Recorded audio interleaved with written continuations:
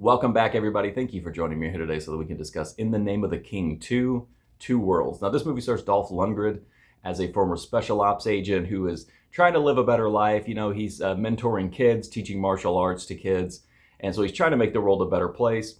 However, his new quiet life is interrupted when a time travel tunnel opens and he is pulled through back to a medieval age where there's a huge struggle going on.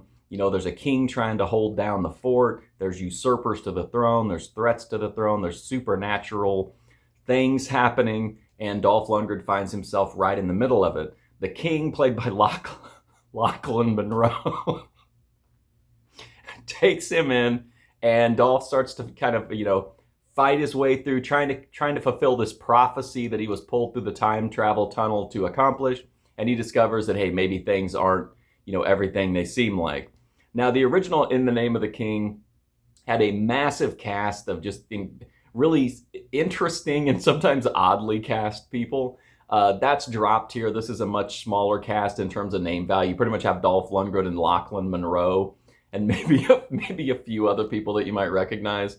Dolph Lundgren is great here. He takes it. He plays it well. He shows humor when he needs to. Of course, he handles the action scenes, pretty well. One of my highlights, I think, of this movie is that we get to see Dolph Lundgren versus a dragon, which is always fun.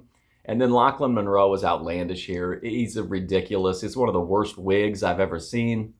They got him in a dumpy crown. He's just a goofball, but he's supposed to be serious. But I think that makes it more entertaining.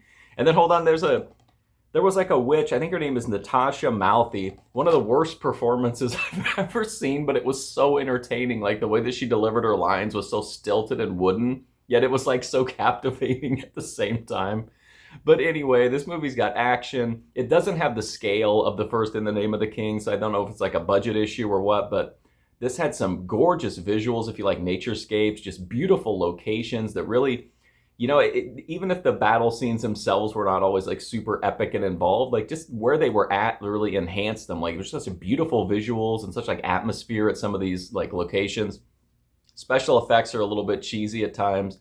And again, the pacing is a little bit slower here, but this is a much shorter movie. It's just over, I think it's just over 90 minutes, whereas the other one's like well over 2 hours.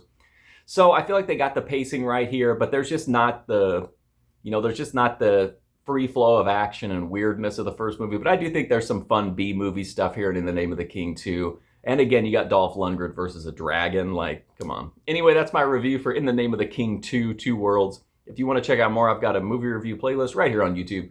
But thanks for watching this one, and hopefully I'll see you soon.